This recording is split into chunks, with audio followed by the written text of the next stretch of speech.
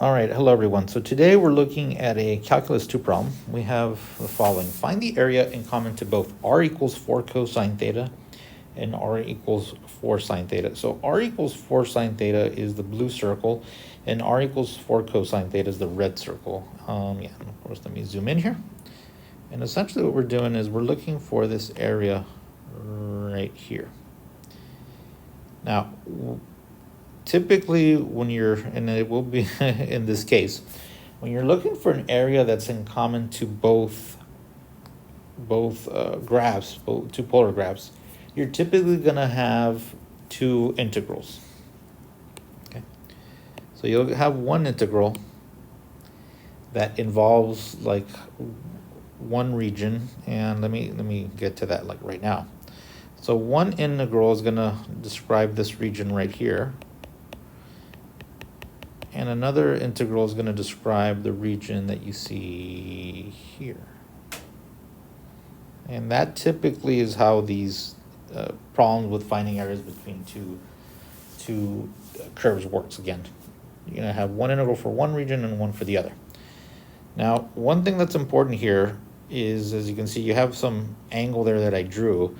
That's the angle of intersection. So I'd like to figure that out, and that's really important with a lot of these problems. So I'll go ahead and set these equal to each other because that's where you get the angle of intersection.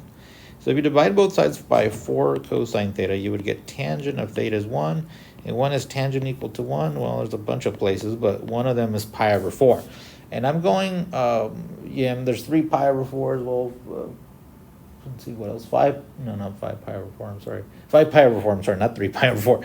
5 pi over 4, and then I think it's going to be 9 pi over 4. There's an infinite amount of these. However, I only care about, in particular, what my picture is kind of gravitating towards. And for me, they intersect at an angle at the two curves at pi over 4. All right. So here's what I'm going to do next. I'm going to go ahead and just look at that region that I had shaded in black. And if you need a moment when I say this, you have to like rewind, by all means. This first part is, when people look at this for the first time, they're a little like shocked. They're like, what, you can do that? My claim is this: that region that you see in black is within the angles of pi over 4 and 0. Okay, so within, and all of that is within 4 sine theta. So the area that you see in black, that one region that they both have in common, is between 0 and pi over 4 for 4 sine theta. Okay, and I would write out an integral basically that represents that. Let me call that integral A1, and it'd be 1/2 0 to pi over 4 of 4 sine theta squared. Okay. And then I'm going to have another integral here that describes the other region, which is what I'm drawing here in gold.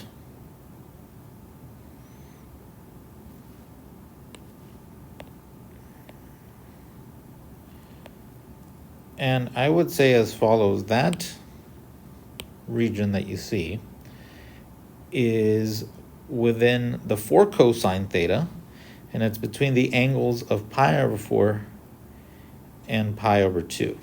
Okay, so between pi over 4 and pi over 2 for 4 cosine theta, that describes the stuff in orange. Let me call that area 2. Let me write that down: 1/2 the integral from pi over 4 pi over 2, 4 cosine theta squared d theta. And typically that's how this works. You're going to set up those two integrals that you see that involve both of the functions. And I'm just using, by the way, I didn't mention this, I'm using this formula that says that the area between two angles of a polar curve, but the curve doesn't change sign, is 1/2 alpha to beta r squared d theta. Okay, so that's what I'm using. And our answer is going to be the sum of these two parts right here, which I have down over here. And I said, yeah, the area is going to be 1/2 A1 plus A2. So yeah, your total area 1/2 0 to pi over 4 if I square that, this would be 16 sine squared theta d theta plus 1/2 is pi over 4 to pi over 2, 16 cosine squared theta d theta. And if you want to integrate both these integrals, you will need this identity. Well, two identities. Sine squared is 1 minus cosine 2 theta all over 2.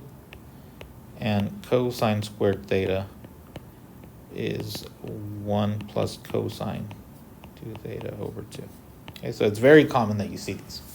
All right, so just to recap real quick, when you're finding an area between two curves, you're going to go ahead and, so you can't really see that pi over 4 there. You're going to usually split this up into two integrals because usually one region is going to be, one part of the region is all within one circle, and or whatever graph you're looking at, and then you have another part that's within another circle, and then you look at the area where what they have in common. A lot of people will say something along the lines of subtraction. Well, they'll say, oh, why don't you subtract one from the other? The issue with that is like the intervals of integration here, actually. Some people will say, okay, we'll just integrate it from 0 to pi over 4 and then subtract one from the other. But I tell people, what does that exactly represent though? Like, for example, if you went from 0 to pi over 4 and you asked me to subtract the areas, the area in red is what you would see for the area within that region that we're looking for.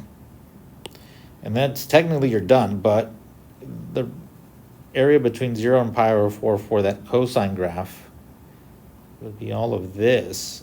And yeah, if you subtract those two areas from each other, you kind of have everything that's outside the red but inside the blue, so that's why that doesn't work.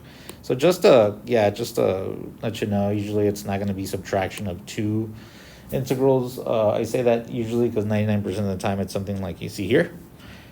So just keep that in mind, that you're going to have to set up two integrals that describe two regions that are split up by the angle of intersection in some form or fashion.